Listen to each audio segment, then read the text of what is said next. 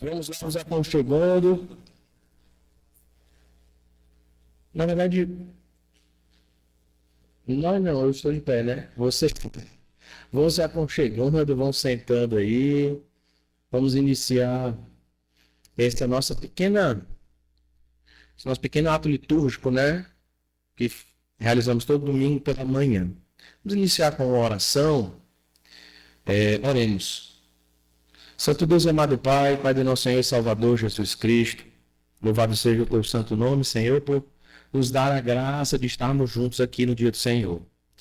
Que o Senhor renove as nossas forças, que o Senhor seja com o teu povo aqui, trazendo alegria, ânimo ao coração,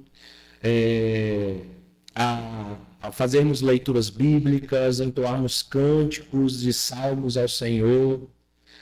Seja conosco, Senhor, por favor.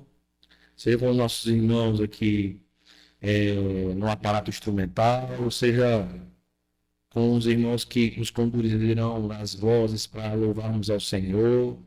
Seja com o reverendo Mateus que ministrará a nós nesta manhã, dando continuidade ao assunto iniciado ontem. Seja conosco, Senhor, por favor, neste dia. Que saiamos daqui conscientes, pouco mais, né, da missão que ouvimos sobre ontem. Em nome de Cristo oramos. Amém. Meus amados, eu convido vocês a abrirem a palavra do Senhor em Atos capítulo 2. Podem se sentar. Podem sentar. Mas mesmo sentados, certamente vamos fazer uma leitura reverente das Escrituras. Uma leitura extensa. Uma leitura que faremos na dinâmica que todo domingo fazemos. Uma leitura alternada de Atos capítulo 2.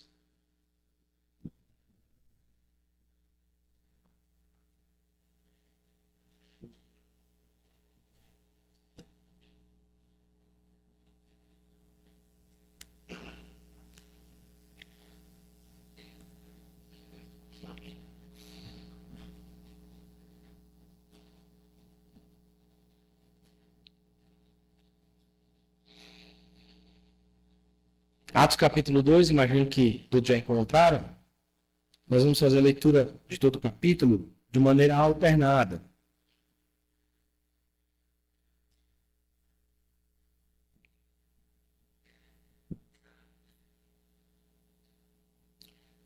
Diz assim a palavra do Senhor. Ao cumprir-se o dia de Pentecostes, estavam todos reunidos no mesmo lugar.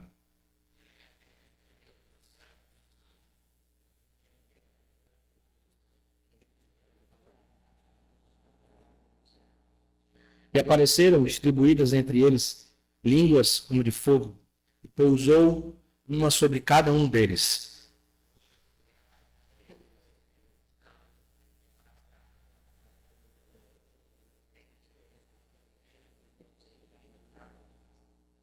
Ora, estavam habitando em Jerusalém judeus, homens piedosos, vindo de todas as nações debaixo do céu.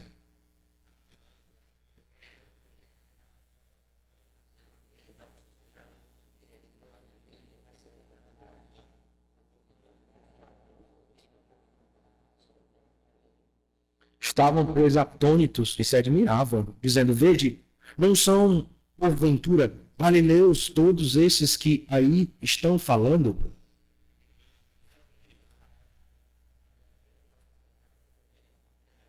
Somos partos, medos, elamitas e os naturais da Mesopotâmia, Judéia, Capadócia, Ponto e Ásia.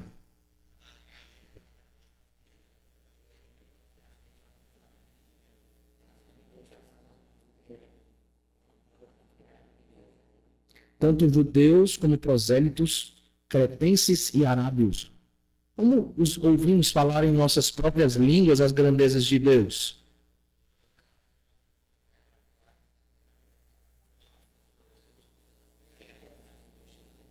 Outros, porém, zombando, diziam: estão embriagados.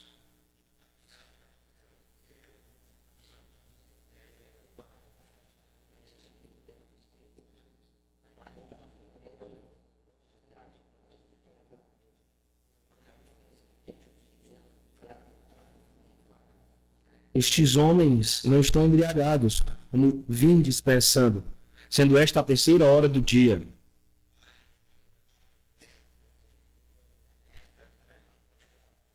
E acontecerá nos últimos dias, diz o Senhor, que derramarei do meu espírito sobre toda a carne.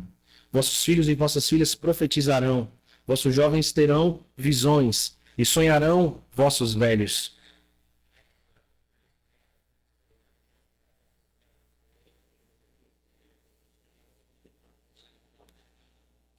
Mostrarei prodígios em cima no céu e sinais embaixo na terra, sangue, fogo e vapor de fumaça.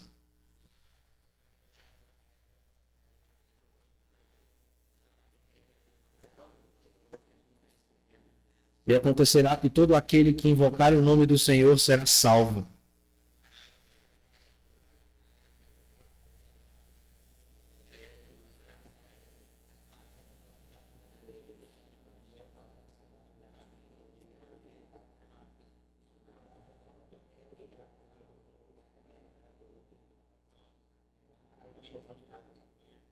Sendo este entregue pelo determinado desígnio e presciência de Deus, vós o matastes, crucificando-o por mãos de iníquos.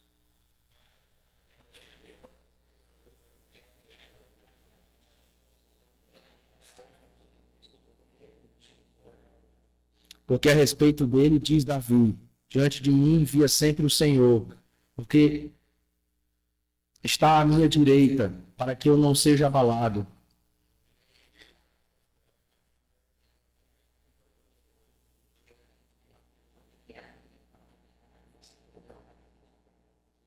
Porque não livrarás a minha alma na morte, nem permitirás que o teu santo veja corrupção.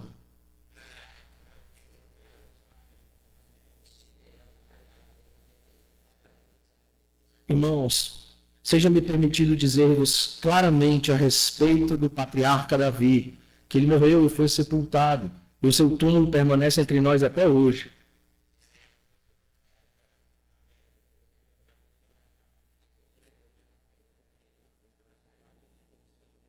Prevendo isto, referiu-se à ressurreição de Cristo, que nem foi deixado na morte, nem o seu corpo experimentou corrupção.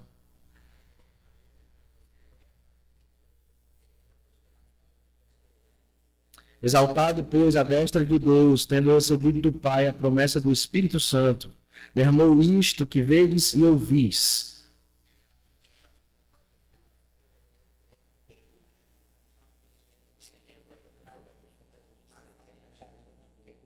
Até que eu ponha os teus inimigos por estrado dos teus pés.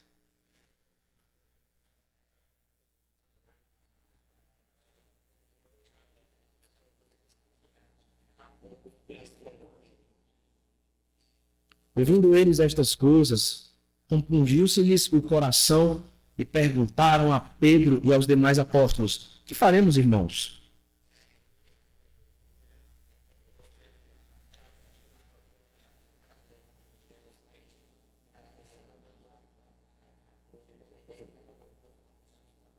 Pois para vós outros é a promessa, para vossos filhos e para todos os que ainda estão longe, isto é, para quantos o Senhor, nosso Deus, chamar.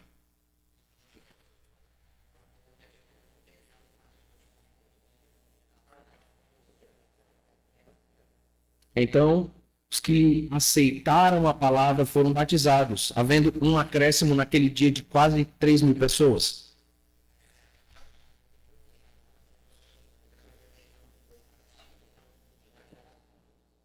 Em cada alma havia temor e muitos prodígios e sinais eram feitos por intermédio dos apóstolos. Vendiam as suas propriedades e bens, distribuindo o produto entre todos à medida que alguém tinha necessidade.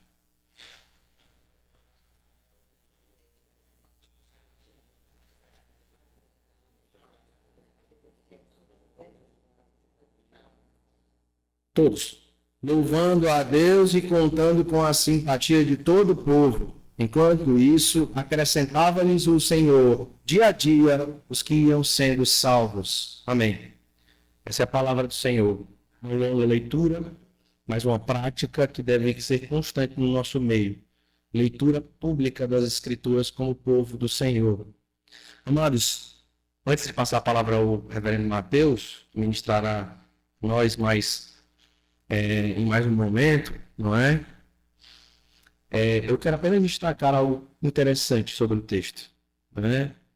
Que uma leitura antecipada me foi despertado e também através de alguns diálogos com irmãos. Ontem foi citado Babel na ministração, não é? Vocês lembram disso? Imagino. Ali foi um momento onde Deus olhou para os homens e disse: esses homens juntinhos aí, de várias etnias, estão buscando o quê, não é? Sua própria glória. O que eu farei? Bom, eu vou separá-los.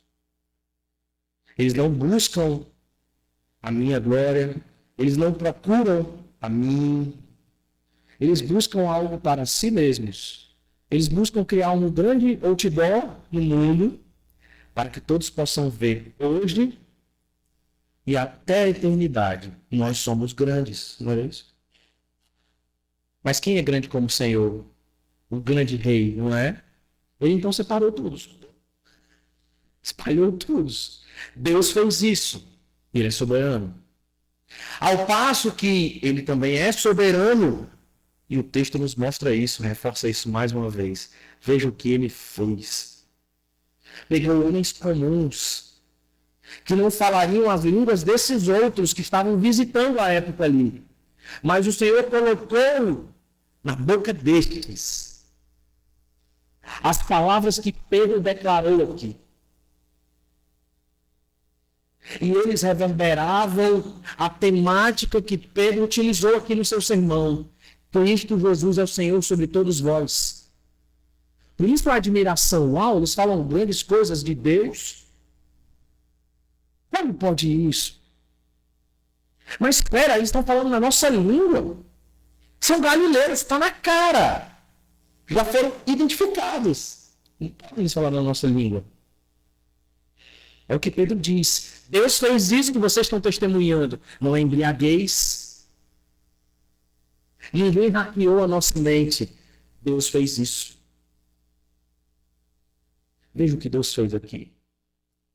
No momento da história, espalhando os homens, separando-os, fazendo confusão por meio deles, pois não buscavam o Senhor. Mas eles estavam ali por causa da festa de Pentecostes. O que não tem nada a ver com o pentecostalismo hoje em dia. Ou, na verdade, o pentecostalismo não tem nada a ver com aquele pentecostes daquele dia. Aquele envolvia a lei de Deus veterotestamentária. Nesse ensejo, então, Deus se manifesta entre eles. Jerusalém estava assim, ó, pinhada de gente. Deus, então, desce sobre eles dessa forma sobrenatural. E a todos aqueles que estavam ali, com línguas diferentes, ele comunicou. No outro momento, Deus havia separado. Aqui Deus estava juntando. Porque naquele momento os homens buscavam elevar-se a si mesmos. Aqui não. Estes que foram chamados para dependerem de Deus. Foram chamados até ali porque isso estava nos corações deles. Nesse ensejo, então, Deus lhes comunica a graça. Vocês que estão aqui por causa de Pentecostes, por causa da antiga aliança, cumpriu-se hoje o que está escrito. Em quem? Cristo Jesus. O fruto do antigo Adão separou vocês, porque estava no vosso coração, que é o pecado. Agora o fruto do novo Adão, como afirma o apóstolo Paulo em Romanos, nos unirá, que é a graça manifestada nesse grande amor de Deus. 3.000 pessoas foram acrescentadas. E o que essas 3.000, mas tantas outras pessoas faziam, nos é comunicado nos 5 últimos versículos do capítulo. Tinham tudo em comum. Perseveravam na doutrina dos apóstolos. Viviam em unidade e diversidade, porque a diversidade existia. Cultural. mas a unidade existia em Cristo Jesus. Na doutrina que foi confiada aos apóstolos e que foi repassada para estes irmãos e que nos é entregue também. Olha, está nas nossas mãos. O que 3.000 pessoas faziam, não é? Agora, o que uma centena de pessoas pode fazer? A Igreja Presbiteriana Kairos. Não é verdade? O que nós podemos fazer? Não somente podemos, como devemos. Pois o que faziam esses que foram arrebanhados pelo Senhor era guardar o que Cristo havia entregado em Mateus 28, 18 ao 20. Guardar, comunicar, multiplicar. Os irmãos sabem que nós temos um projeto do MCPC, Minha Cidade para Cristo. Os irmãos têm orado por isso. Os homens da igreja. E possivelmente as esposas desses irmãos já sabem. Se não toda a igreja já sabe, pois nós estamos tratando esse projeto já na escola bíblica há um tempo. Já tratamos, na verdade, né? Queridos irmãos, eu falo isso porque esse era um braço evangelístico da nossa igreja. É algo que você deverá fazer orando e participando desses grupos evangelísticos. Se você ainda não ingressou em algum grupo desse, hoje é o momento para isso. Quando nós concluirmos a escola bíblica, encerrarmos o ensino com o reverendo Mateus, você pode chegar até mim, você pode chegar até o presbítero Menezes, você pode chegar até o irmão Paulo Salustiano, você pode chegar a algum membro da UPH. Este membro lhe ajudará a ingressar em algum grupo que já foi dividido por regiões, certo? Nós temos vários bairros representados aqui. Você pode cooperar. Pastor, mas eu não sei como é. Se você pegar algum membro da UPH, é um sócio. Esse membro foi instruído e poderá então comunicar você, ou pelo menos lhe dar o caminho das pedras aí para você participar. Diz que começou aqui, que ainda hoje devemos dar continuidade. Amém? Certamente isso será prova de que há fruto do Espírito em nossa vida. O que aconteceu aqui foi fruto do agir do Espírito de Deus. Assim deve ser também no nosso meio. Amém? Quero então chamar aqui o reverendo Mateus e fazer uma oração pelo meu irmão. Mas antes de fazê-lo, eu quero apenas comunicar algo. A escola bíblica hoje será a segunda temática que o reverendo Mateus apresentará, dando continuidade a que iniciou ontem. Poderemos participar, pastor? Sim, mas por uma questão técnica, se você quiser participar, você vai ter que levantar a mão. Nós vamos observar que você quer participar e o microfone irá até você. Pastor, com vergonha. Não precisa. Mas você necessariamente terá que falar no microfone para ser captado aqui na nossa gravação. Tudo bem? Senão ninguém vai entender depois, quando ouvir a gravação, o que você perguntou. Certo? Então, quando você pensar assim, poxa, eu tenho vergonha, mas pense no irmão que vai precisar ouvir sua pergunta, a sua pergunta pode ser de suma importância. Certo? Então, eu preciso comunicar isso antes dos irmãos. Tá ok? Vamos orar? Santo Deus e amado Pai, Pai do nosso Senhor e Salvador Jesus Cristo, seja com o reverendo Mateus nesse momento, que ele seja o instrumento através do qual o Senhor falará conosco, onde receberemos instrução bíblica do Senhor. Que o Senhor o abençoe, que teu Espírito seja sobre ele e que estejamos atentos à voz do Senhor falando a nós nessa manhã. Em nome de Cristo Jesus oramos. Amém.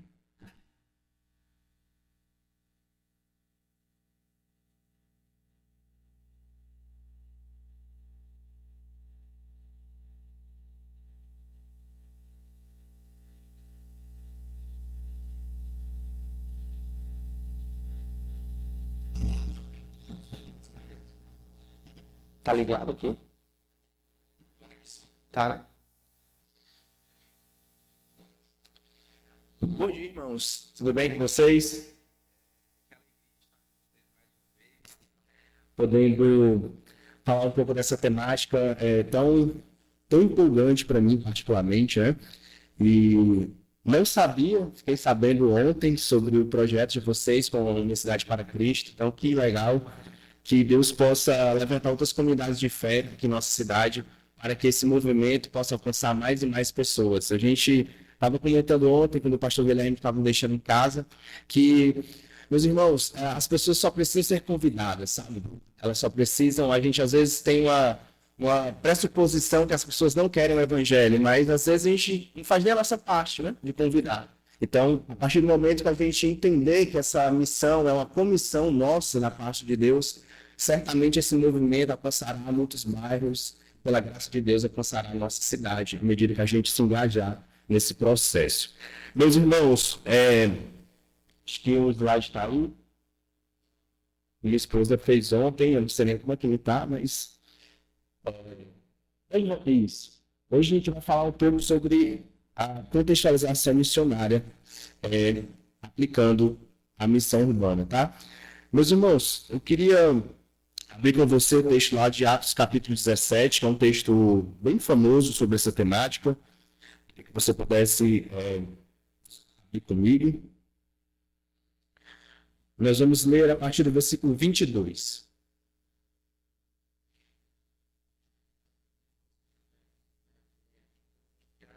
Pronto. Meus irmãos, se estiver difícil para você observar ali no slide, aí você pode acompanhar no grupo, tá? No grupo da igreja vai ser disponibilizado. Nem eu estou vendo, então é melhor acompanhar também pelo meu celular.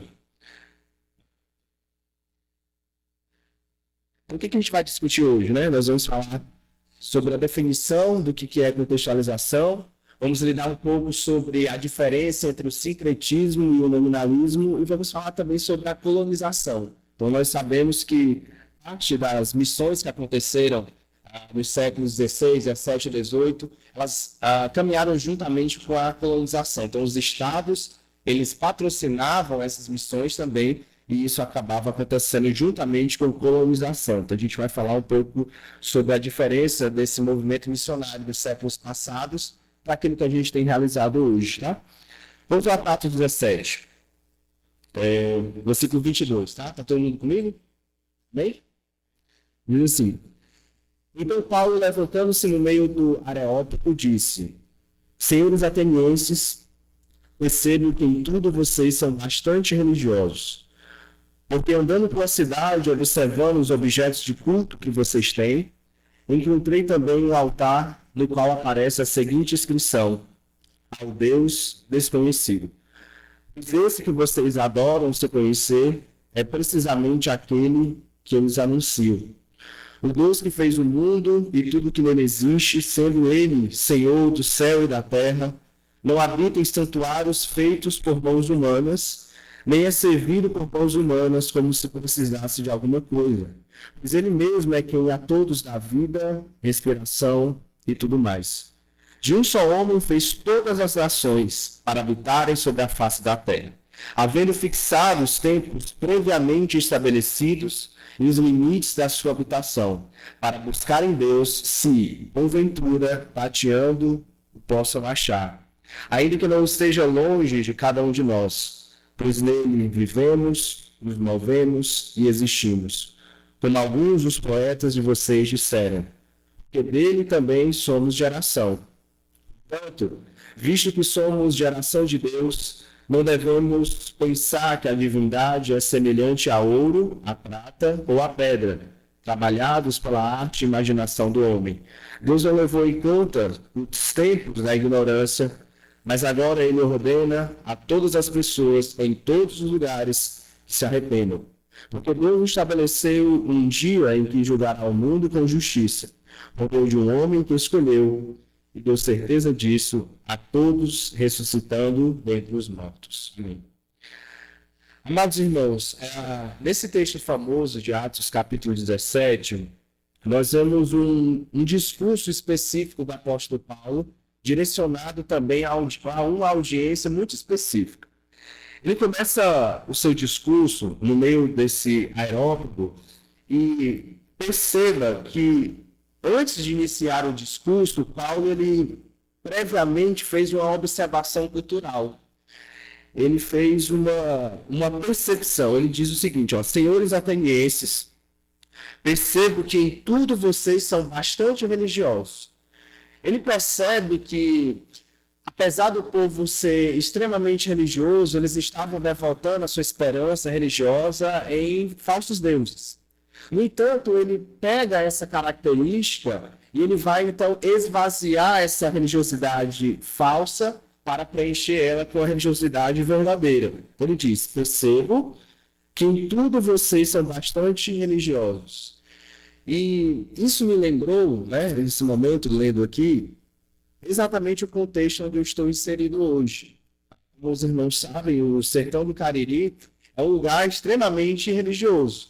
Claro, uma religiosidade falsa, mas não deixa de ser religiosidade. Então, bem similar aqui a essa realidade que Paulo está falando. Ele continua, porque andando pela cidade, né, e observando os objetos de culto que vocês têm, encontrei também o altar no qual aparece a seguinte descrição: ao Deus desconhecido. Nós percebemos aqui também que o apóstolo Paulo ele começa a andar pela cidade, né? E observar, então, quais são os objetos de culto, os altares. Isso também é algo que a gente precisa pensar hoje, né?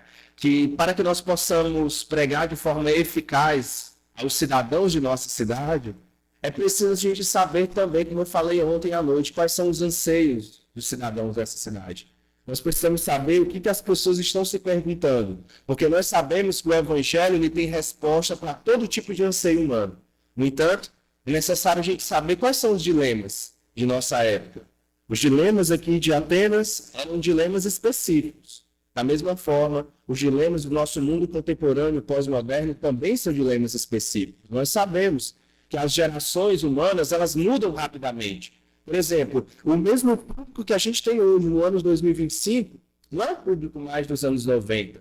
Nós percebemos, você que faz tempo, que vive dentro de igrejas evangélicas, que o movimento evangélico mudou muito. As pessoas são diferentes, elas escutam coisas diferentes, e cada vez mais o nosso mundo está sendo mudado e transformado. A gente precisa estar atento a essas questões também.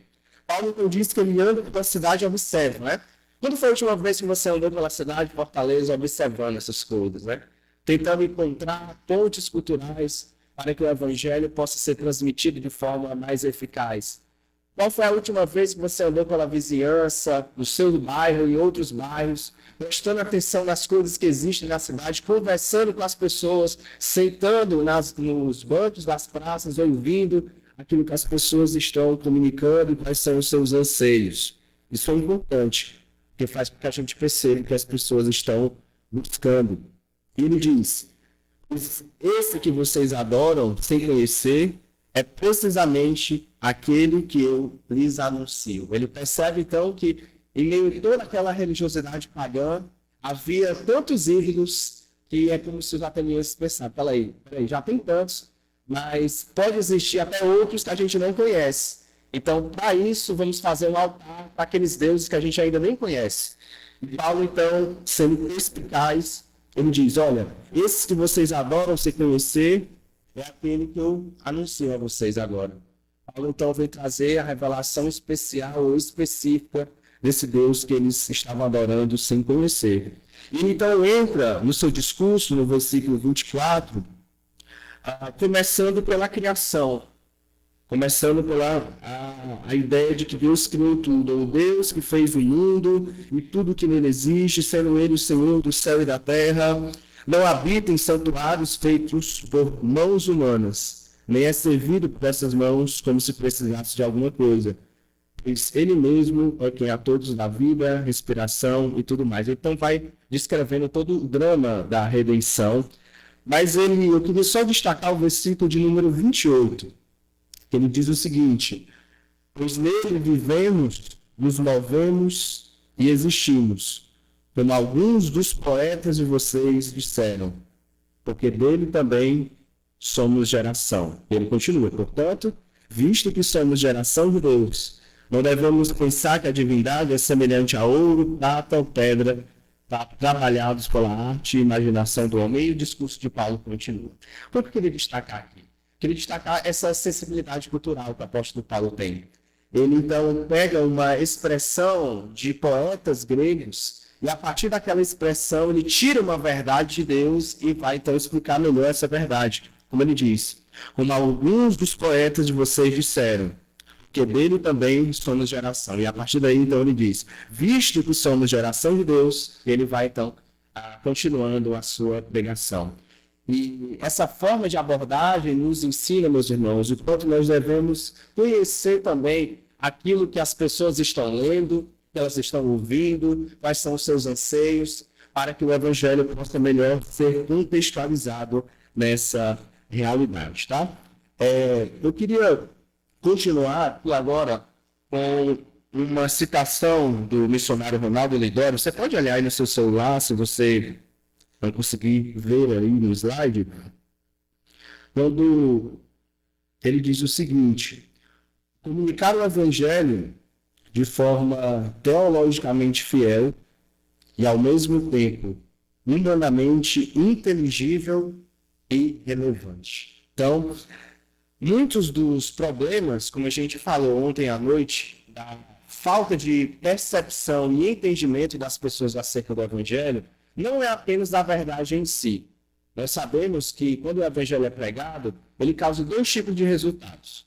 Ou ele convence as pessoas, sendo um perfume de vida, como o apóstolo Paulo diz, ou então ele se torna um aroma de morte. Então, o mesmo evangelho, que é pregado para as mesmas pessoas, com as mesmas palavras, ele resulta dois resultados. Ou ele convence, ou ele salva o homem, ou então ele endurece cada vez mais aquela pessoa. Faz com que a pessoa ela seja resistente. O evangelho ele faz isso. No entanto, o nosso papel, obviamente, precisa ser facilitar o melhor possível para que essa comunicação aconteça. E em muitas situações de nossa vida, irmãos, aquilo que nós falamos não necessariamente é aquilo que as pessoas entendem. Nós temos muitos ruídos e atritos em nossa comunicação que fazem com que as pessoas não compreendam aquilo que nós estamos falando. E o missionário Ronaldo Lidório diz que a comunicação do evangelho ela é importantíssima. Não só apenas o conteúdo, aquilo que nós falamos, mas a forma como nós falamos, que precisa ser teologicamente fiel, ou seja, o evangelho ele não pode ser adaptado às situações ao ponto que o seu conteúdo seja mudado. Explico melhor. Pelo afã de que mais e mais pessoas conheçam o evangelho, nós não podemos retirar dele aquilo que faz parte do que ele é. Porque, por exemplo, em nossos dias, quando eu não vou citar nomes aqui, mas com certeza os irmãos sabem do que eu estou falando, nós vemos na internet, nas mídias, muitos pregadores que eles arrebanham multidões, e um deles, até nesse momento, está fazendo grandes cruzadas evangelísticas no Brasil, e quando nós percebemos e analisamos o seu discurso, nós vemos ali algumas realidades do evangelho, como fragmentos, mas nós não percebemos o evangelho de forma integral. Por exemplo, nós não vemos a realidade do pecado, ou o convite ao arrependimento, ou realidades que são inerentes ao evangelho, mas apenas as bênçãos, apenas a prosperidade, apenas questões que todos nós, como seres humanos, gostaríamos de ter da parte de Deus, afinal de contas, quem não quer ser abençoado pelo Senhor, não é verdade, irmãos? E com o desejo de se alcançar mais e mais pessoas, às vezes a pregação do evangelho perde o seu conteúdo. E não é isso que nós estamos falando aqui nessa manhã. Nós estamos falando em pregar o conteúdo do evangelho em sua inteireza e completude, no entanto, sermos sensíveis às realidades que nós estamos inseridos. Ronaldo Lidório diz que ele precisa ser fiel teologicamente, mas ao mesmo tempo humanamente inteligível e relevante. Quando nós estávamos fazendo a nossa leitura aqui em Atos, eu percebi, né, claro, para a versão que os irmãos utilizam, e lá na minha igreja, irmãos, a gente tem algumas pessoas, não são muitas, mas a gente tem algumas pessoas que elas não sabem ler. Tem outras pessoas que têm muita dificuldade em ler e interpretar. Não só a Bíblia, mas qualquer tipo de leitura. E eu comecei a perceber que, quando eu começava a pregar, falar algumas coisas, trazer algum estudo bíblico, as pessoas tinham muita dificuldade em entender, mas não era dificuldade em entender apenas o Evangelho, mas entender de fato o que estava escrito. E aí, depois de um ano por aí, visitando as pessoas, conversando com elas, eu percebi que a dificuldade, sabe o que era? Era apenas a versão da Bíblia, que era um pouco mais difícil. E aí, nos cultos de oração, que é nas quartas-feiras lá na igreja, a gente substituiu para uma versão mais fácil, e aí eu comecei a perceber que as pessoas começaram a entender melhor aquilo que estava revelado, elas começaram a ter mais interesse em fazer o seu devocional, porque antes elas liam e elas não entendiam. E aí acabava perdendo o interesse. Mas aí, com uma simples adaptação, nós podemos fazer com que o Evangelho seja melhor entendido. Então, apenas uma mudança de tradução. Então, a gente precisa aproveitar esses recursos que nós temos hoje para melhor facilitar a propagação do Evangelho. Então, ele precisa ser inteligível e relevante. Tá? Nessa citação agora, meus queridos, do Tim Keller, ele diz o seguinte, se você puder acompanhar aí no seu celular, ele diz: a contextualização saudável significa traduzir e adaptar a comunicação e o ministério do Evangelho a determinada cultura, sem comprometer a essência e as particularidades do próprio Evangelho. A grande tarefa missionária é transmitir a mensagem do Evangelho a uma nova cultura, evitando transformar a mensagem desnecessariamente em algo estranho a essa cultura, mas sem deixar de fora nem obscurecer o escândalo e a ofensa da verdade bíblica. Talvez eu vou precisar traduzir o que ele disse aqui, né? Mas vejam, a ideia do Tim Keller é nos mostrar que todas as vezes que a gente se levanta para ensinar e pregar o Evangelho, a gente precisa fazer algum tipo de contextualização.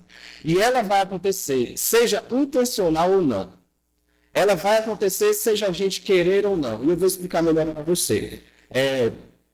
Lembre-se que, quando a gente imagina aí, não sei aqui de quantos irmãos são conscientes dessa realidade, mas quem aqui já foi a alguma Assembleia de Deus na vida, por exemplo? Se você vai na Igreja Assembleia de Deus, você vai perceber que geralmente o modelo litúrgico de culto, né? Ele acaba sendo o mesmo em muitos lugares. Ele acaba sendo bem parecido. E aí, queridos, eu não devia ter falado disso, né? Mas tudo bem. No ano de 2017, vocês vão entender por que eu disse isso. Eu fiz uma viagem missionária para Guiné-Bissau, na África. E nessa viagem missionária, nós fomos apoiar o missionário local que já estava naquele lugar trabalhando há alguns anos, com plantação de igreja, mas também trabalhando com educação, escolas, né? De forma geral. E uma das conversas que a gente teve com esse missionário, ele falou o seguinte: olha, a gente tem algumas igrejas aqui, algumas missões trabalhando aqui na cidade. Eles estavam naquele momento localizados já na fronteira com o Senegal, que é um país muçulmano, bem pesado. Guiné-Bissau não é. E aí ele falou o seguinte: olha, aqui tem um missionário, né, que veio de Santa Catarina, lá da Assembleia de Deus, só que ele tem feito um trabalho muito estranho. E aí ele se estranho como a gente foi lá observar o trabalho dele, né? Irmãos, nós chegamos lá e, veja, como eu disse, a contextualização ela vai acontecer de forma intencional ou não. Queira a gente ou não, a gente vai fazer isso. A gente pode fazer de forma boa ou de forma ruim. E aí, queridos, quando a gente chegou nesse culto, parecia que eu estava na Assembleia de Deus aqui em Fortaleza. Do mesmo jeito, né? Com aquelas... eu não sei, aqueles grupos, né? Tem o grupo das senhoras, que aí tem um momento no culto para cantar. Agora eu queria dar uma oportunidade para o grupo de jovens. Ou então as irmãs do grupo Rosa de Saron, aí vem, né? Todo mundo canta, aquela coisa toda.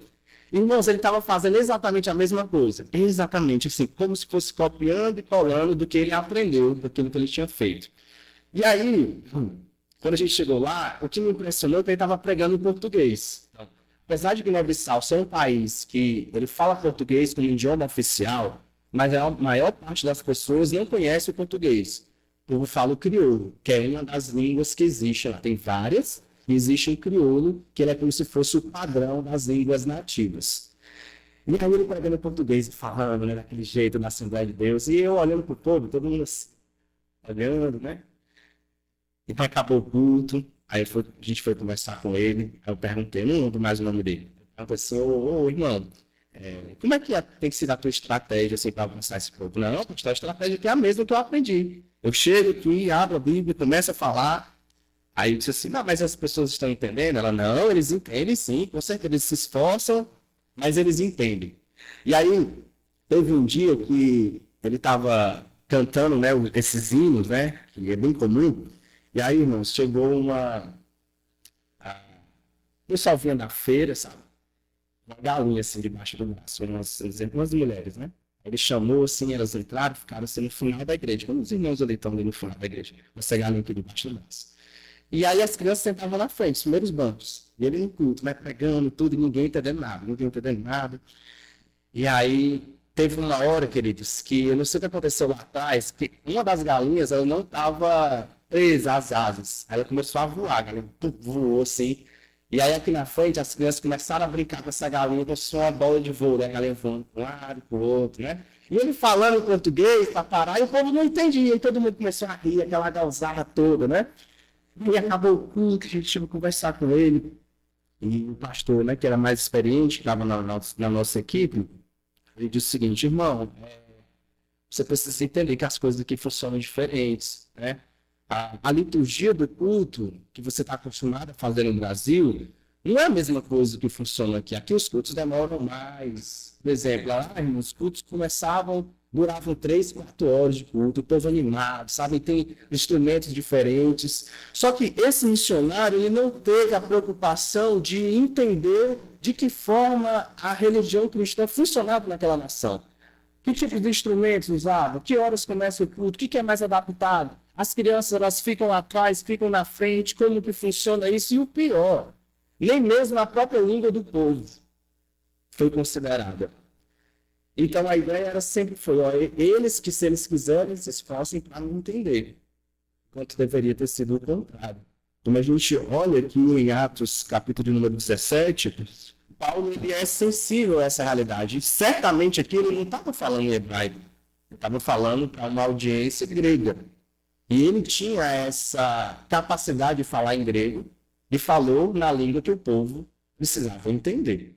Então, eu só estou dando esse exemplo para a gente perceber que, assim como aconteceu com essa experiência que eu contei para vocês agora, a gente, infelizmente, continua reproduzindo essas coisas em nossos dias, né, em nossas igrejas, sem levar em consideração essa sensibilidade cultural que é necessária para a contextualização do Evangelho. Veja o que é que a gente vai falar aqui. Ó. Eu separei essa ilustração para que a gente possa entender o seguinte. É impossível a gente deixar a nossa bagagem cultural quando a gente vai pregar o Evangelho. Por exemplo, eu sou fortalezense, sou do Ceará. Então, em todos os lugares que eu não vou deixar de ser cearense. A forma que eu falo, né? A forma como eu enxergo as coisas, o sotaque, isso vai ser impossível. Então, não tem como eu deixar de ser quem eu sou e pregar o Evangelho, não dá. Então, todos nós que falamos o Evangelho, a gente vai estar sendo influenciado pela nossa cultura de origem. Então, se você nasceu na igreja ou não, de onde você é, o que você enxerga como realidade nesse mundo, tudo isso vai afetar a forma como você fala do Evangelho. E a ilustração que eu quero mostrar aí para vocês no slide, imagine como se a pregação do Evangelho ela fosse um presente, tá? Do jeito que está aí na foto. A cultura, ela é a embalagem do presente. Tá? E o Evangelho, o conteúdo do Evangelho é o presente que está dentro. Quando você vai ser convidado para um aniversário, um amigo secreto, qualquer coisa nesse sentido, você vai dar um presente para alguém, né? Se você quiser ser gentil, você vai embrulhar esse presente, né? Um papel de presente, e vai entregar essa pessoa. Né? A ilustração é mais ou menos essa. Todas as vezes que a gente vai levar o Evangelho de uma cultura para outra, a gente sempre vai levar com a nossa mensagem uma bagagem cultural que está dentro de nós. Não dá para a gente se separar disso. Dá para a gente ser consciente. Então, quando a gente é consciente dessa bagagem cultural, a gente pode aliviar algumas coisas. E eu vou explicar melhor para vocês. Ó. Quando nós pensamos na nossa realidade, tá bom?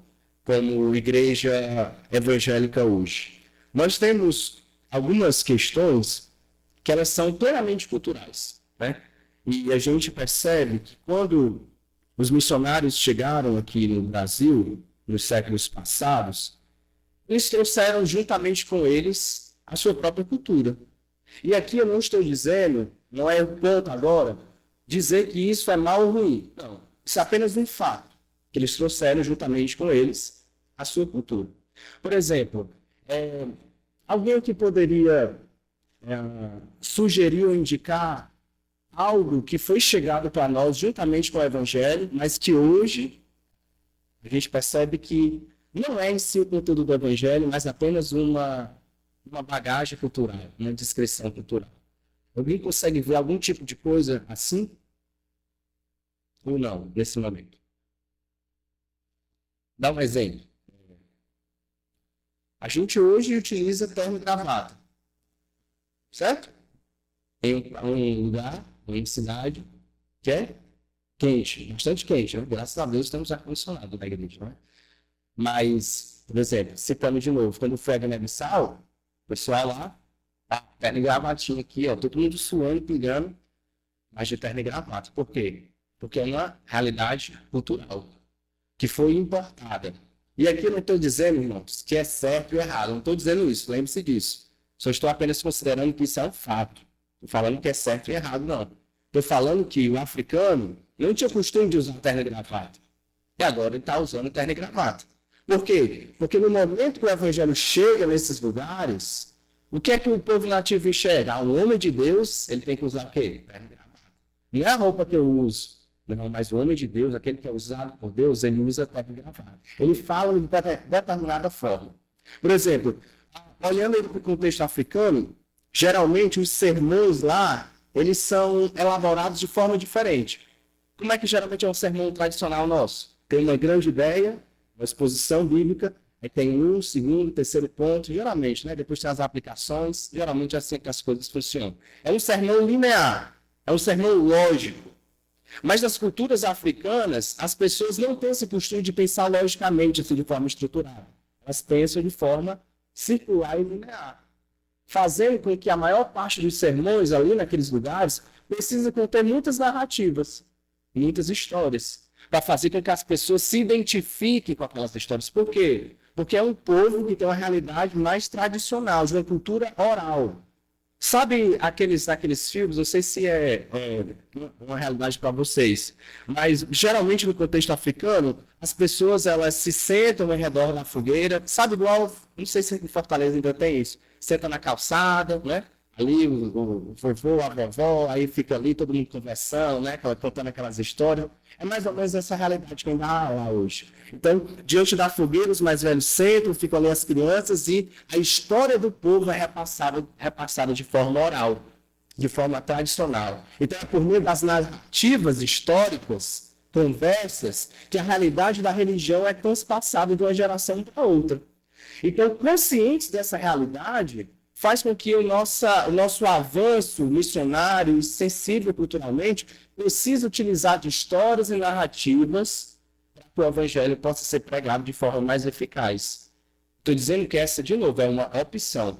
Nós podemos fazer da mesma forma que a gente tem costume de fazer? Podemos. Agora, se será mais eficaz ou não, aí é outra história. Então, a gente pode adaptar a nossa forma de estruturar os nossos sermões para fazer com que as pessoas possam compreender de forma melhor e mais eficaz aquilo que nós estamos falando. Então, a realidade é essa, irmãos, que o evangelho ele vai dentro de uma caixa cultural e essa caixa ela é entregada para o povo. E a gente precisa estar ciente dessas questões, que elas podem ser boas ou ruins. Quando a gente olha para o movimento missionário do século XVI, XVII e XVIII, nós percebemos duas frentes de missionárias principais no mundo. A gente vê a Reforma Protestante, que também teve um movimento missionário, e a gente vê também a Contra-Reforma Católica, que também teve o seu movimento missionário. E essas duas frentes, elas chegam, então, nos novos mundos para levar o evangelho católico e o evangelho protestante naqueles lugares. E nós percebemos que, naquele momento, meus irmãos, quando o evangelho chega nesses lugares, ele não é contextualizado de uma forma bíblica e eficaz. Mas, juntamente com a ideia do Evangelho, a maior parte dos movimentos dos séculos passados, e aqui a minha crítica, irmãos, é consciente de que eram pessoas e homens daquele tempo. É claro. A ideia é que quando o Evangelho chegava nesses lugares, a bagagem cultural também chegava. O que é isso? A ideia antes, e para a gente hoje é chocante ouvir um pouco isso, mas antes a ideia era que os povos pagãos ou os selvagens eles precisam ser civilizados. E dentro da civilização precisa-se também levar a religião. Então a ideia de antes, nos séculos passados, não era apenas levar o Evangelho, mas era levar juntamente com eles a civilização. Onde, para a realidade daquela época, olhando para as missões protestantes, por exemplo, por meio dos puritanos na Nova Inglaterra, a ideia era que, para ser um bom cristão, era necessário também ser um bom cidadão inglês. Então, os índios precisavam tomar cafezinho da tarde, igual um bom inglês, precisavam, então, se vestir de forma cultural, como um bom inglês, precisava se pensar, então, como um bom inglês, precisava-se, então, ser educado também como um bom inglês. Essa era a forma que isso acontecia nos séculos passados, tanto dentro do meio protestante reformado, como também dentro do meio católico apostólico romano. Só que, diferente então, de como nós fazemos hoje, a evangelização e as missões eram feitas por meio da colonização, onde se não tinha muito espaço para o povo escolher o que eles queriam. Eles estavam sendo colonizados, então a religião ela também era repassada. E as pessoas, então, elas recebiam essa civilização juntamente, então, com a religiosidade daquele povo que veio dominar eles. Então, imagina aí, você sendo nativo, e aí vem um povo com outra religião e vem repassar para você a civilização. E vem repassar para você também a religião do Deus verdadeiro. Imagina aí, você está lá tranquilo com a sua família, né? Pescando o seu peixe, na sua casinha. De uma hora para outra vem, então, uma civilização que você nem conhece para trazer a civilização e a cultura para você que é bárbaro, pagão e selvagem. E aí, então, você precisa se converter. Mas veja, ainda com todos esses percalços e obstáculos dos séculos passados, irmãos, muitos e muitos nativos se converteram.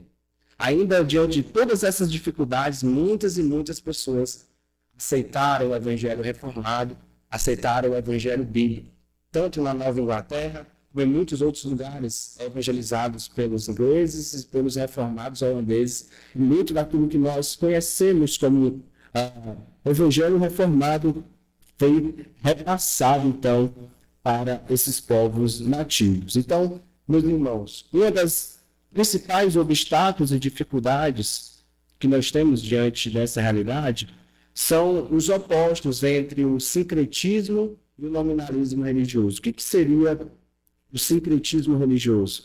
É quando o evangelho ele chega em determinada situação, em determinado lugar, em determinada cultura, e ele acaba se misturando com as realidades locais daquele povo. Quando uma contextualização é realizada, sem considerar a realidade do povo e sem considerar o conteúdo do evangelho. Então, como que o evangelho se torna sincrético?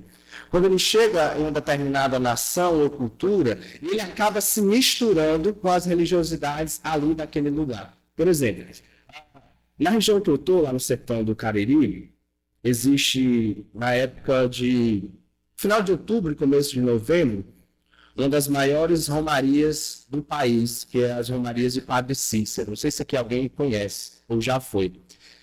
E durante alguns anos da minha vida, eu fiz aqui como apóstolo Paulo em Atos 17, né? Eu comecei a andar pela cidade, conversando com as pessoas, com aqueles peregrinos, para observar o que eles entendiam nessa fé. E, meus irmãos, quando a gente para conversar com as pessoas, a gente começa a perceber que a escuridão espiritual e ignorância bíblica, ela não está apenas nos livros de história. Não foi algo que ficou nos séculos passados. Mas isso ainda é real hoje. Hoje, de fato. Vários momentos, a gente conversando com as pessoas que saíram dos diversos lugares do sertão, lá para Juazeiro do Norte. Meus irmãos, as pessoas, elas acreditam, né, pasmem, que o Padre Cícero e o Frei Damião, eles fazem parte da Santíssima Trindade. Muita gente acredita nisso, né? Muita gente acredita que Jesus, ele nasceu e teve um ministério em Juazeiro do Norte. Tá? Muita gente acredita que Padre Cícero tem os seus poderes, né? Miraculosos, e que por meio dele pode se encontrar redenção e salvação. Coisas assim que são absurdas para nós, que conhecemos a Escritura, mas para muitas pessoas que não estão tão distantes de nós, não. Eles estão aí a quase 500 quilômetros aqui de nossa capital e de muitos outros lugares espalhados nesse sertão nordestino. Elas estão totalmente imersas em uma escuridão espiritual semelhantemente ao que Paulo descreve aqui em Atos capítulo 17. São pessoas acentuadamente religiosas, mas religiosas de uma forma extremamente negativa, sem conhecerem de fato o que é o Evangelho. Então, esse é um puro caso de sincretismo religioso, onde a Escritura chega, mas ela é totalmente misturada com as religiosidades daquele lugar. Onde eu estou hoje, lá no sertão do Cariri, é muito comum que as pessoas elas vivem um catolicismo romano que não é o catolicismo que a gente conhece como doutrinário. Não sei se você já teve a oportunidade de ler o catecismo da Igreja Católica e coisas nesse sentido. Quando eu fui para lá, eu precisei então estudar algumas coisas para me entender. E, meus irmãos, o que se vive na prática é um catolicismo totalmente diferente do que é o doutrinário. É um catolicismo popular. E o que é isso? São práticas das religiosidades rurais e regionais que são inseridas no catolicismo romano. Por exemplo, é muito comum que lá as pessoas, quando uma criança nasce com alguma doença, qualquer coisa assim, as pessoas levam essas crianças para benzadeiras e rezadeiras. Até tem aqui em Fortaleza, mas não é tanto. Mas lá é bem comum. E aí existe lá um ritual religioso, né? E que está sobre, vamos colocar assim, está sobre a asa da Igreja Católica popular. Só que o que acontece ali como um ritual religioso não tem nada a ver com cristianismo nem catolicismo, mas tem a ver com religiões de matriz indígena. Porque o sertanejo ele tem a sua raiz dentro de povos indígenas.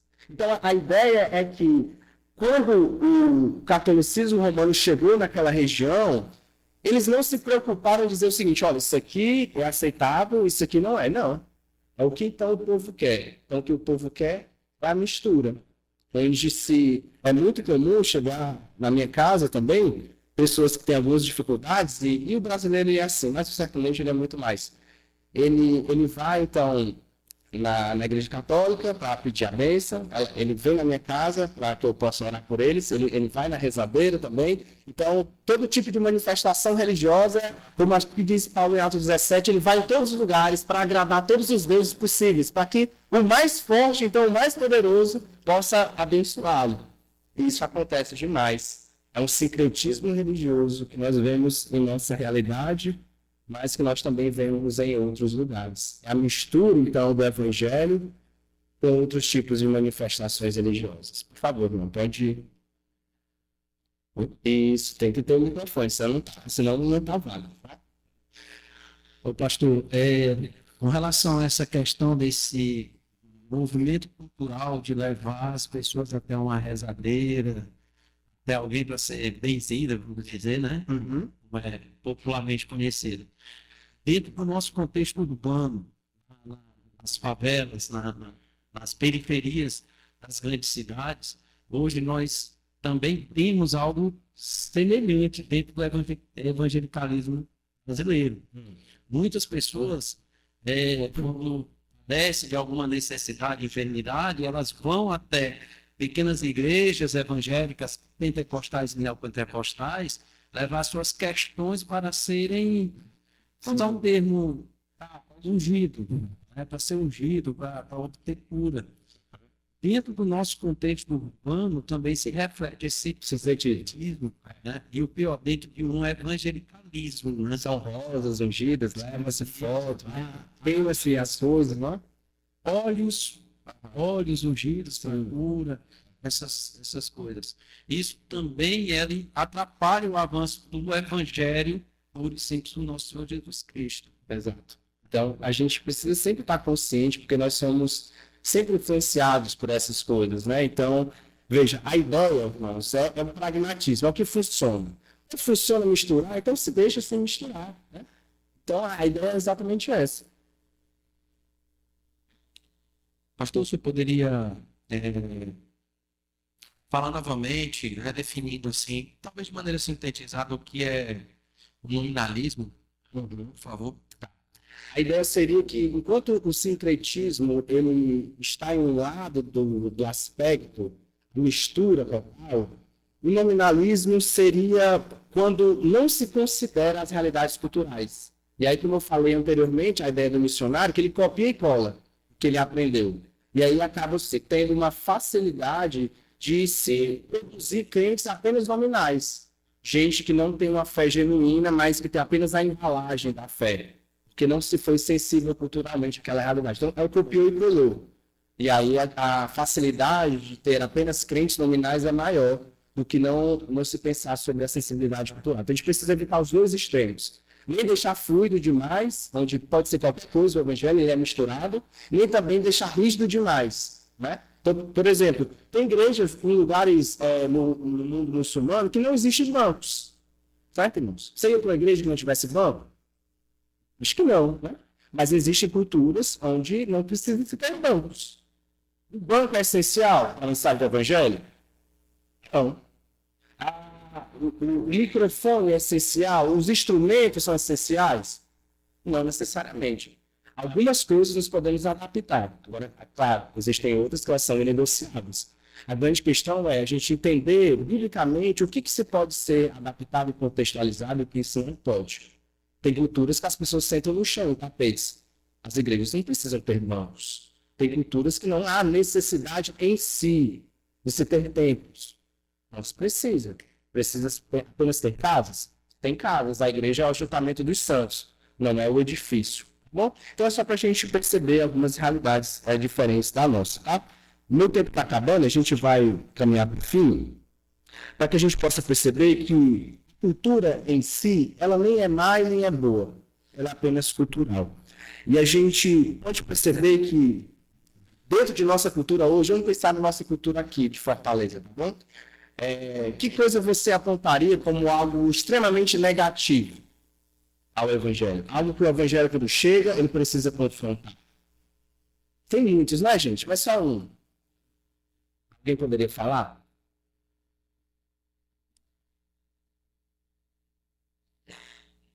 E aí? Nada? Ou é tudo bom em Fortaleza? Não, né? Vou dar um exemplo, tá? Não só em Fortaleza que isso acontece. Existe um sociólogo que fala sobre isso, né? Que os nossos tempos são tempos de relacionamentos fluidos e líquidos, né? Onde as pessoas estão desconsiderando a realidade do casamento, elas desconsideram a realidade do compromisso, e essa realidade, ela se espalha em todos os novos relacionamentos, não só casamentos, mas também até nas amizades. Onde, por exemplo, hoje é difícil a gente ter, não sei você, mas para mim é difícil, ter amizades longas de gente que caminha comigo há muito tempo. Precisa ser uma intencionalidade maior, diferente do que era antes. Por quê? Porque nós estamos acostumados a viver em relacionamentos descartáveis. Enquanto está funcionando para mim, tudo bem, não está mais, eu descarto. E aí, sejam eles amizades, casamentos e até relação de igrejas, né? É tão comum hoje a migração de igreja para outra e as pessoas saem de igreja por qualquer coisa. Aí não, eu entrei, o pastor não falou comigo. Aí embora, vai para outra igreja, né? Os irmãos Asaf e as irmãs Asaf não me receberam bem. É suficiente, então, para mudar de igreja. Por quê? Porque o compromisso entre os relacionamentos hoje são muito mais fluidos do que antes. Ninguém pensa mais em se enraizar em uma comunidade, entregando os seus dons espirituais naquela comunidade, sendo útil para o reino de Deus naquela comunidade. Porque as coisas se tornaram muito mais flexíveis e líquidas do que alguns anos atrás. Isso é a realidade também dos casamentos, que se acabam hoje por qualquer coisa. Esse é um problema cultural que precisa ser confrontado. E o que o Evangelho faz? Ele reafirma pontos positivos na cultura, ao mesmo tempo que ele confronta coisas negativas na cultura, tá? Sei lá, cadê o...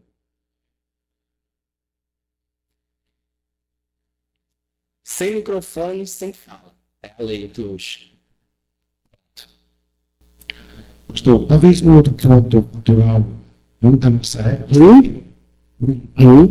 seja, por exemplo, a tentativa de conseguir dinheiro de maneira fácil, como as apostas esportivas.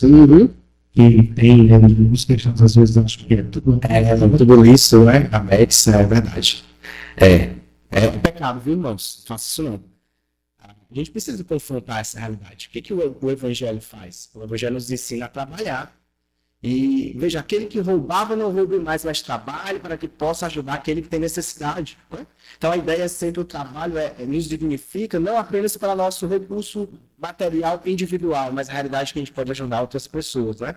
Então a médica é só fruto da ganância, né? De ter dinheiro sem trabalhar de forma honesta. Então é um ponto que está bem em voga, né? Nossa cultura hoje. Né? Vamos para um ponto positivo, irmãos. Queria levar, se a gente conseguiria encontrar algo positivo, só está vendo coisa ruim. Pode falar, meu filho. Uma coisa boa, coisa boa. Na verdade, não, era uma coisa negativa. Mas pode falar, tá? Eu acho que a influência de líderes políticos dentro da igreja, Sim. seja algo que torna o evangelho pernicioso e afasta pessoas do evangelho. Particularmente no Instagram, eu gosto muito de ler comentário. Então, as pessoas fazem uma publicação sobre um líder político e eu gosto de ver o que o pessoal está comentando sobre. E justamente o pessoal com um viés menos cristão, né, o contra o cristianismo, eles são justamente aqueles que dizem, é por isso que eu não sou cristão, porque o pastor, que é influência política aqui no Brasil, ele foi pego, alguma coisa, falando mal, enfim. E essa mistura entre política e religião, não que não deva acontecer uma influência da religião na política, mas eu acho que essa mistura que tem no Brasil, da forma como é a política, ela entrando dentro das igrejas, para surrupiar, né, eleitores, é uma coisa que torna o cristianismo menos palatável para aqueles que se opõem, né? Se alegre comigo, ganhei mais 15 minutos, tá? É isso daí mesmo. A gente... eu não queria muito entrar nesse assunto, porque eu acho que eu sou a pior pessoa para comentar sobre isso.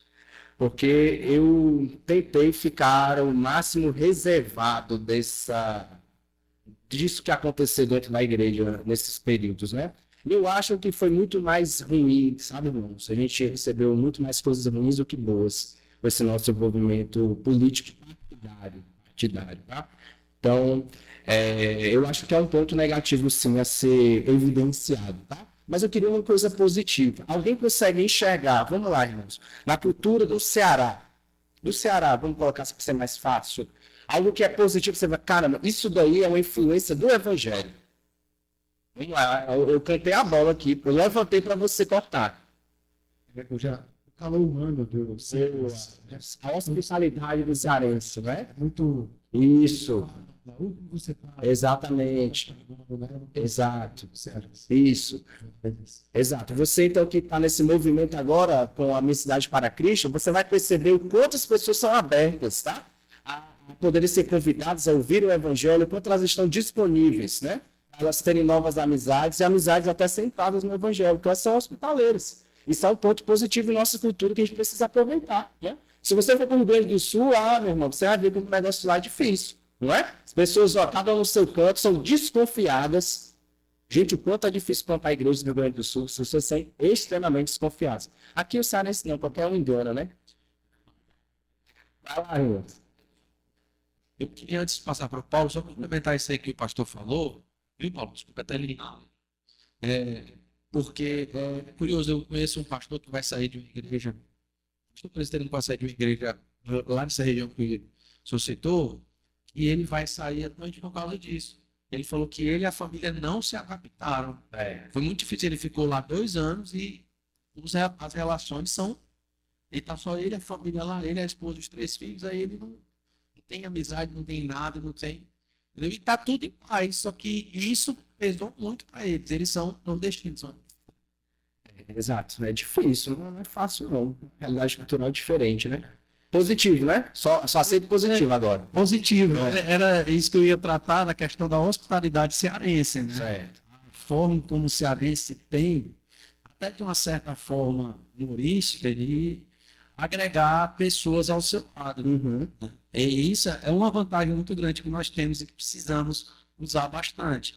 Sobretudo aqui no estado do Ceará, principalmente no interior, e os centros urbanos são formados por pessoas que vieram do interior, buscando, como o senhor comentou ontem, buscando uma melhoria de vida, buscando um melhor sustento, né? Uhum. É a questão de abrir a sua casa, né? Algo que a gente vê bastante, principalmente nesse texto que foi lido agora pela manhã, é de que as casas elas tinham suas portas abertas a receber pessoas, a partilhar do pão, a oração, a comunhão em si.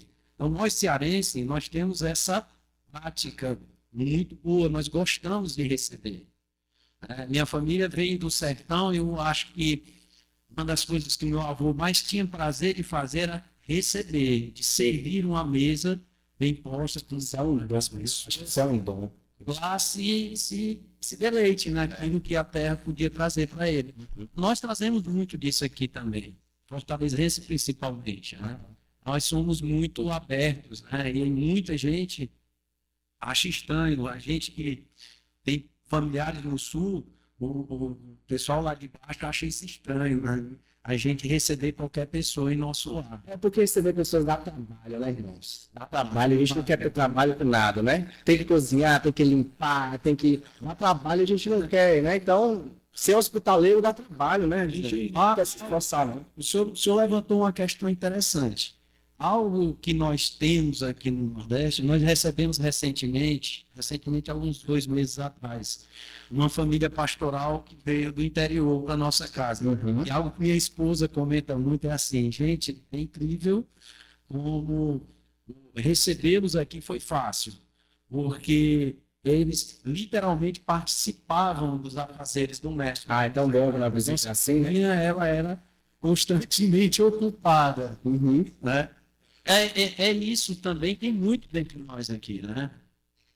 Nós temos muito disso. Nós, quando viajamos aqui, nós pegamos sempre algumas pessoas, viajamos para a casa da minha mãe no interior, e as pessoas, elas adentram a cozinha, elas participam do produzir, né? Ali, produzir o alimento, servir, e isso é uma oportunidade única que nós temos de pregar o evangelho dentro da casa da minha mãe. É algo assim que eu não perdo a oportunidade. Sempre que eu peço, reúno irmãos da igreja, nós invadimos as casas alheias. Sim, normalmente. Isso é muito importante e é um ponto que a gente precisa reafirmar, né? Aproveitarmos esse ponto de contato cultural, onde as pessoas são abertas, né? E aí a gente poder, claro, né? Com consciência, né? Também, podermos aproveitar para compartilhar o evangelho. Mas outra coisa positiva, pode falar, ponto positiva, né? Esse daí já... Não, né? Mas vai, rapidinho, porque o meu tempo precisa comer meu tempo todo. Porque a gente falou sobre muito negativo e positivo. Externo. Certo. Nada interno. Tá. As coisas que eu mais percebo nas igrejas reformadas, ser presbiteriano no Batista, é a restrição da missão local. A gente tem muito abraço à missão internacional, na África, essas questões. Mas a local é muito mais difícil. Como que a gente consegue mudar isso culturalmente? A gente falando de cultura. Mas é muito... A gente está falando sobre cultura eclesiástica, não é isso? Né? Cultura da igreja. Tá. Se a gente observar as periféricas das cidades no Brasil, a gente tem muita igreja pentecostal, a gente entende que essas igrejas elas vão lá ganhar membros, ganhar de fato almas ali, para pregar o evangelho, ter uma espécie de proselitismo, né? Só acho que a gente não consegue dar essa cultura dentro das igrejas reformadas. Boa pergunta. Queria saber. Mas, irmãos, como a gente tem falado sobre... e aí já não é muito nosso assunto aqui nesse sentido, tá? Mas acaba sendo um modus operandi, como as coisas funcionam, entende? Então, assim, como toda denominação, as denominações históricas, elas também têm a sua cultura, né? Então, acaba sendo que é uma cultura nossa. Veja, e aqui não é algo errado, não é algo errado nem bom, é só um fato.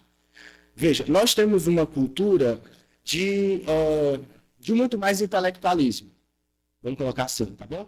Então a gente se apega mais ao texto bíblico, a gente se apega mais a conceitos, né, filosóficos, teológicos, que na maioria das vezes não faz muito sentido para alguém que está numa periferia, que na maioria das vezes, aqui não estou generalizando, mas que não tem muito esse contato intelectual, cultural, filosófico, e aí acaba fazendo não tanto sentido assim. Eu acho que a gente pode fazer de uma forma, a gente não perca a nossa identidade, fazer isso, mas a gente consegue transmitir melhor esse nosso linguajar para a realidade da periferia. Eu não sei se você está consciente do que tem acontecido, principalmente em São Paulo.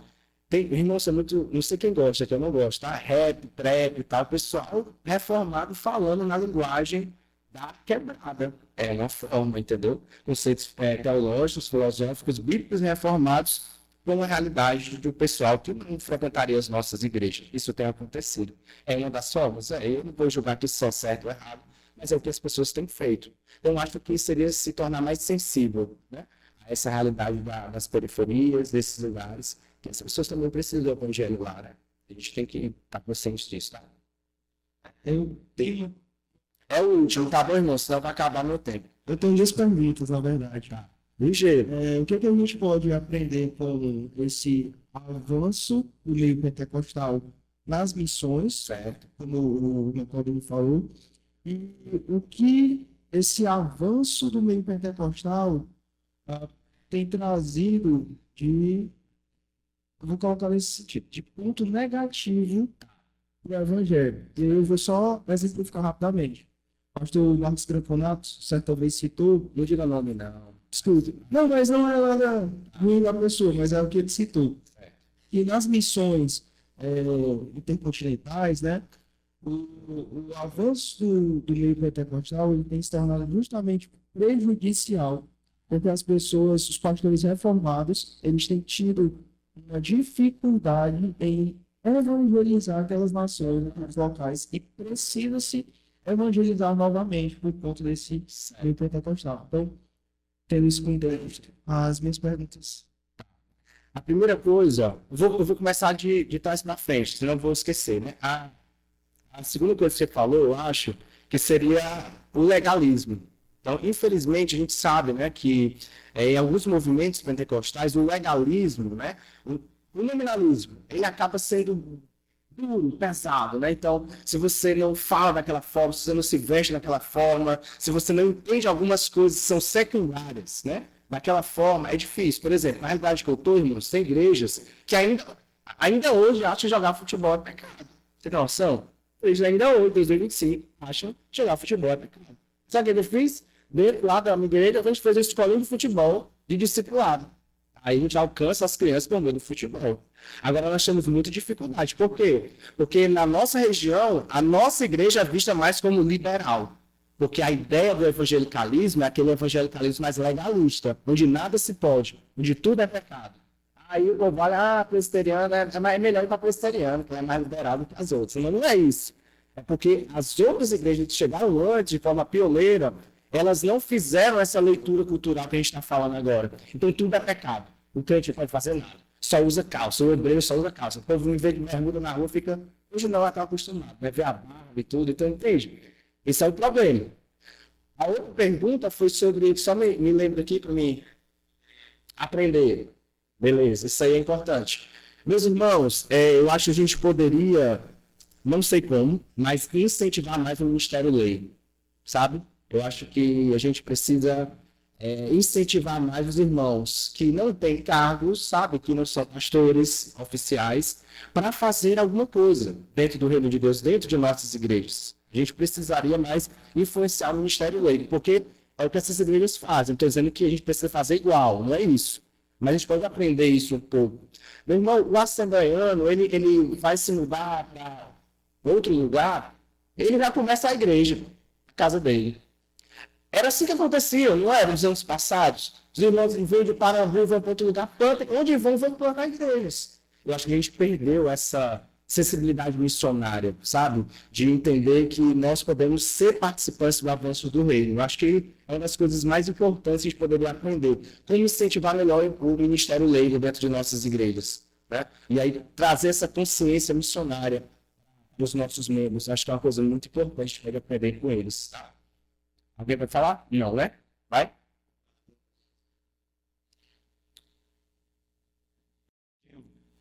Sobre o sentimento do irmão ali, sobre a cultura do meio reformado de não ser tão incisivo na questão missionária. Não são os pentecostais. Certo. São para sempre levantando todos. Esse sentimento do irmão eu mesmo sei Certo. eu vim com a igreja pentecostal. E lá essa pegada, esse investimento, esse fomento em missões. Agora eu tenho os seus êxitos, mas é muito forte, né? Quando a gente vem de uma cultura assim, para bem reformado, Você recebe um choque, né? eu não sei, os irmãos que são tidos da aqui, Não, eles não percebem isso, não. não. Essa diferença. Veja, a gente não percebe porque não tem como perceber. Você já está na mesma realidade, você não percebe. A gente percebe, Sim.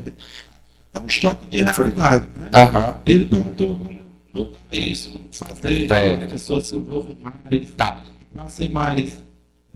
Uma sugestão ou uma resposta, a pergunta dele seria criar mais momentos assim como esse de hoje, né? Que falam sobre isso, conscientizem publicamente, teologicamente sobre isso.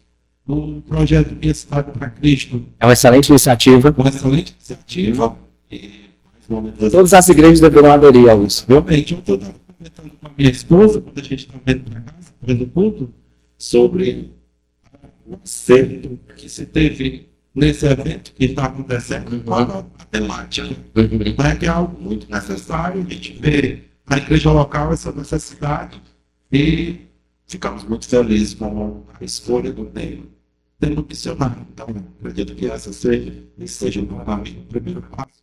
Meus irmãos, eu não sei dizer onde nós nos perdemos no meio do caminho, sabe? Mas eu até estava comentando ontem com o pastor Guilherme sobre isso. Existe uma mentalidade, essa mentalidade é um fato, de que reformados não evangelizam, não é? Reformados não se envolvem em missões. Quem nunca ouviu isso? Não é? Essa crítica. E, de fato, é uma crítica real para a nossa realidade de hoje. Mas se a gente olha para a nossa história como movimento reformado, tanto o movimento continental dos holandeses, mas o movimento das ilhas, dos britânicos, meus irmãos, durante o século XVIII, XVI, XVII, XVIII, a maior parte da força missionária protestante no mundo era reformada. Entendeu? A gente vê, então, as migrações dos puritanos para a Nova Inglaterra, nos Estados Unidos, a gente vê o movimento missionário da igreja holandesa, patrocinada pelo Estado, né, diga-se de passagem, para diversos lugares no mundo. Então a gente vê isso acontecendo nos séculos passados. Os principais missionários dos livros de história das missões eram reformados. William Carey, David Livingstone, Adoniram Judson, todos eles eram missionários de herança reformada. A grande questão é onde é que a gente se perdeu nesse processo, entendeu? O que aconteceu? Que esse vigor missionário se perdeu durante o caminho. Aí uma das acusações que nós levamos é essa: não, mas nós não evangelizamos. Que conversa? Calvino, no século XVI, enviou missionários aqui para o Brasil, para a Baía de Guanabara, no Rio de Janeiro, no século XVI, irmãos. Quando tudo era contrário às missões reformadas, os missionários, os reformados estavam sendo oprimidos ali na Europa, morrendo gente. E aí sabe o que eles pensaram? Abriram-se oportunidades para o evangelho alunar. Aí Calvino manda o pessoal aqui para o Brasil, no século XVI. Então essa conversa de que missionário não pensa em missões é falácia. É porque não se conhece a nossa história. E aí fica aí a sugestão para o pastor Guilherme. E depois eu vim de novo a gente falar sobre o movimento missionário reformado. Para tirar isso da nossa cabeça. A gente precisa olhar para o passado e se inspirar. Se a gente não está fazendo hoje algum problema, a gente está vivendo. Então olhemos para o passado. Porque para os nossos irmãos, Jonathan Edwards, irmãos, ele se envolveu com o trabalho missionário com os indígenas. A David Bryan, muitas pessoas ali já naquela época, né? E hoje a gente tem tido muita dificuldade, né? Então, eu não sei onde a gente se perdeu nesse sentido, onde outras denominações tomaram o pioneirismo do movimento missionário do mundo e a gente acabou ficando, né, para trás, assim. Mas, principalmente, eu digo, em relação às nossas igrejas locais, que a Igreja Presbiteriana do Brasil tem muitos missionários espalhados pelo mundo, tendo em consideração outras denominações. Mas as nossas igrejas locais, eu acho que elas precisavam de mais, né? Mais um ano, um investimento no ministério grego, tá bom? O slide está com você, eu não vou ler o slide, você pode ler depois na sua casa, tá bom? A gente vai passar agora para a parte mais bíblica, tá?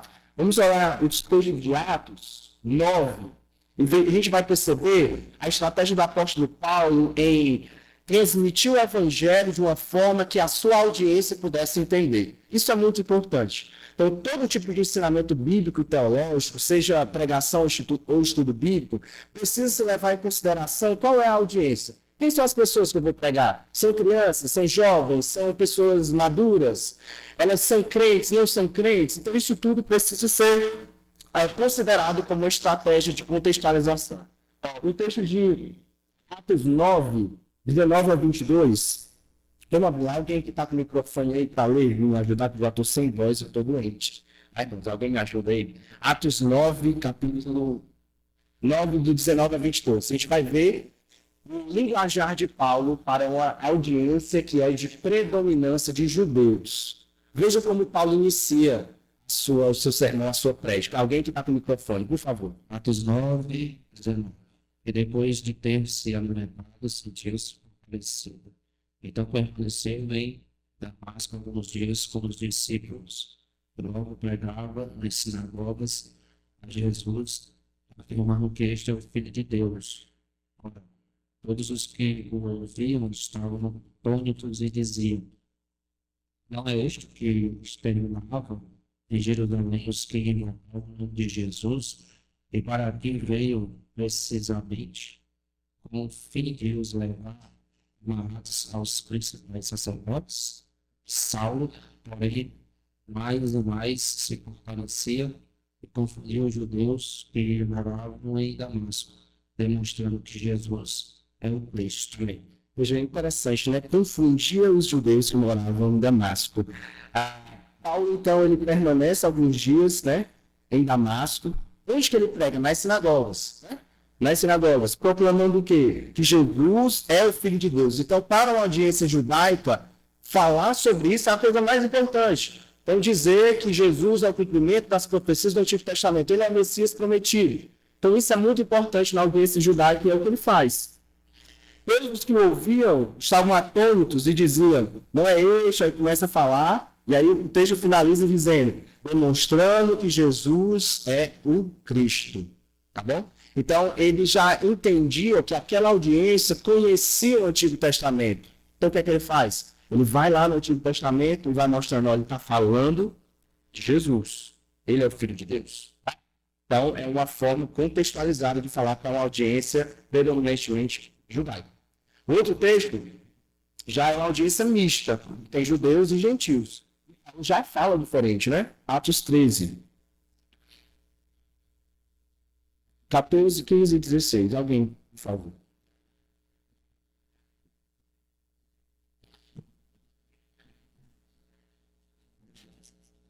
Mas eles, atravessando de Perge para Antioquia da Pisídia, indo num sábado à sinagoga, assentaram-se. Depois da leitura da lei e dos profetas, os chefes da sinagoga mandaram dizer-lhes: irmãos, se tendes alguma palavra de exortação para o povo, dizei-a. Paulo, levantando-se e fazendo com a mão sinal de silêncio, disse: varões israelitas, e vós outros que também temeis a Deus, ouvi. Continua, por favor, até o 20. O Deus deste povo de Israel escolheu nossos pais e exaltou o povo durante a sua peregrinação na terra do Egito, de onde o tirou com um braço poderoso, e suportando-lhes os maus costumes por cerca de 40 anos no deserto. E havendo destruído 7 nações na terra de Canaã, deu-lhes esta terra por herança, vencidos cerca de 450 anos.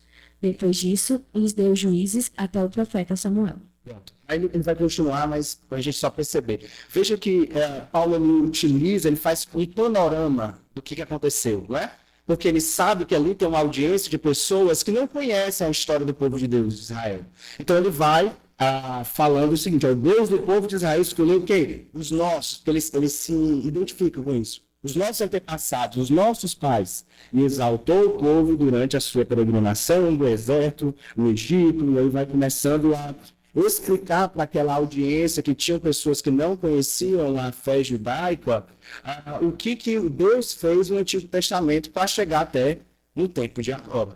Então ele entende que agora não dá para falar diretamente de Jesus, mas é necessário então construir uma base do Antigo Testamento para depois então falar diretamente do Evangelho. Ele vai então descrevendo isso de forma maravilhosa. Depois você pode ler com mais calma em casa. Vamos ver outro texto. Agora, o texto que a gente lê mais cedo, falando agora para uma audiência totalmente gentílica, né? A gente já leu, mas é só para você lembrar, né? A ideia aqui, Paulo, ele começa falando no versículo 24, o Deus que fez o mundo e tudo que nele existe. Veja, ele começa agora falando sobre a criação, já que é uma audiência totalmente pagã, gentia, que não conhece o drama da criação, que é a redenção. Então ele começa agora falando do Deus que criou todas as coisas, para aí então no final falando sobre Jesus. Então isso, veja como o discurso de Paulo, nesses poucos capítulos, ele é mudado de acordo com a sua audiência. Deixou de ser o evangelho, irmãos? Não. É o evangelho, só que com uma abordagem diferente. O conteúdo continua sendo o mesmo. O evangelho, ele se adapta a questões, mas ele continua sendo o evangelho. E é isso que nós precisamos fazer. Não é uma tarefa fácil, mas é uma tarefa que a gente precisa fazer. Como ser sensíveis culturalmente, não deixando de ser presbiterianos, entendeu? Mas ainda assim como a gente pode falar a essa geração. Por que aqui fica uma provocação, tá? Por que as outras denominações crescem? Né? Crescem, dão certo em todos os lugares. E quando a gente olha para as nossas, que temos a verdade do Evangelho, não é? Queremos que a gente pregue o que é correto, por que a gente às vezes é tão devagarzinho, lento, o negócio não anda? A gente tem a verdade, mas as coisas não andam. Por que será? A gente precisa pensar, o que nós estamos fazendo e podemos melhorar? Como que a gente pode se comunicar de forma mais assertiva a essa nova geração? Irmãos, o mundo muda muito rápido. E a gente precisa, então, lidar com isso. Há algum tempo atrás, o dilema das igrejas era o seguinte: eita, não sei se ainda é hoje, né? Mas algumas igrejas, batistas, principalmente regulares, tinham um dilema de bota ou não bota bateria dentro da igreja. Eita, a confusão foi grande há uns anos atrás. E aí, algumas igrejas optaram por ter bateria, outras que não. Meus irmãos, bateria é uma coisa fundamental para o evangelho? É algo secundário, mas as igrejas se dividiram por conta disso. Os irmãos saíram brigados das igrejas por conta de uma coisa secundária como essa. A gente precisa dar ponto a isso, né? Senão a gente vai perder essa geração. Nós estamos envelhecendo. Nós precisamos ter jovens e gente jovem em nossas igrejas para elas continuarem o legado. Se a gente só vai conversar com a gente, que o povo que já morreu, aí vai ficar difícil para o nosso lado, tá bem? Então a gente precisa estar sensível espiritualmente a isso. Vou deixar aqui algumas indicações de livros. Aquele último lá, não leia, tá bom? Essa apresentação eu fiz há uns 8 anos atrás.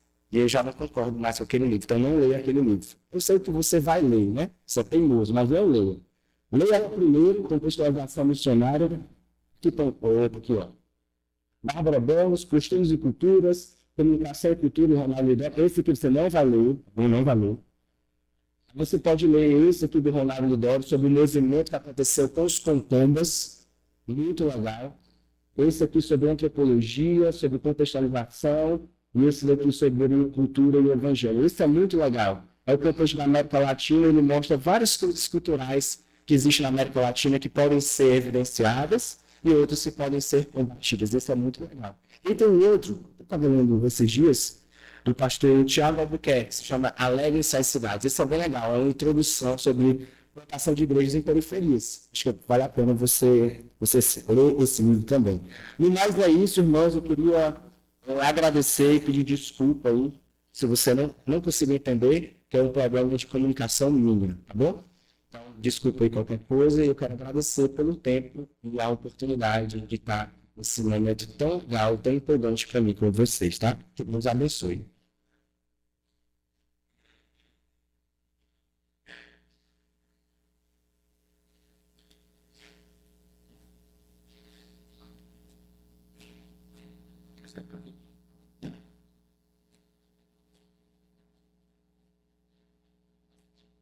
Queridos, olha aí, tá bom, recebe o tempo aí na entrega. Vamos aqui, a gente mais 5 minutinhos. Meus irmãos, nós vamos orar, agradecendo ao Senhor. Fiquem de pé, por favor. Vamos concluir, né, nesse tempo que tivemos, muito bom e instrutivo. E certamente durante a tarde vamos nos preparar também para o culto que teremos à noite, né, às 18, concluindo a celebração na nossa conferência missionária, né, por alusão aí, né, dos nossos 22 anos de organização eclesiástica. Que bênção, né? Temos irmãos aqui que estão na igreja desde a fundação, né? No Zé Torquato, aí sua família, presbítero Égio, e talvez alguns outros irmãos que até vai falhar minha memória nesse momento, a irmã Marta aqui, né? Vai falhar minha memória e talvez eu peque, né? Me perdoe por não citar o seu nome. Talvez à noite outros irmãos ainda também estarão entre nós, né? Quem sabe nos visitando também. Então à noite eu vou pedir para quem estiver aqui, vou aproveitar um momento só, né? Para os irmãos que estiverem aqui levantarem a mão, né? Estão aqui desde o início, né? Mas nós vamos agora agradecer ao Senhor com uma oração pelo tempo que tivemos. E eu peço que vocês se preparem, né, para o culto à noite, tá bom? Tem tempo de descanso, de fato, né? Tenha suas práticas devocionais, como vocês receberam no grupo da igreja, né? Hoje a prática devocional do dia do Senhor. E é isso. Se prepare para a celebração à noite, tá bom? Vamos orar? Santo Deus e amado Pai, obrigado por nos abençoar nesta manhã, com instrução bíblica, instrução teológica e oportuna, para nos fazer perceber que precisamos ter sensibilidade a olharmos para a cidade. Quando falamos de cultura, pode talvez passar batido para nós que existe uma cultura na cidade. Talvez nós, quando falamos de cultura, só lembramos de povos não alcançados, como foi citado aqui, né? Missões exteriores, missões transculturais, mas é uma cultura também que precisa ser compreendida na cidade. Para isso, precisamos ser despertados mesmo. Essa ministração da manhã foi oportuna, pois ela nos dá um pontapé inicial para isso. Nós precisamos observar, olhar as pessoas, conversar com as pessoas, ouvi-las com atenção, até mesmo ouvindo as suas perguntas, ouvindo os seus questionamentos. Muitas vezes são sinceros, e estes precisam de respostas sinceras também. E a resposta certa, nós sabemos, ela será dada através das Escrituras, através do Senhor. E por intermédio de quem isso acontecerá? Teu povo, a igreja, nós aqui.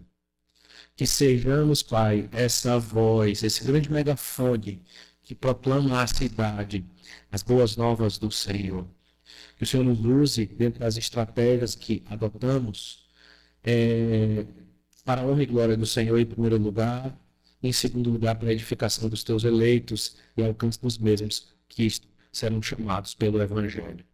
Nós oramos em nome de Cristo Jesus, nosso Senhor. Amém.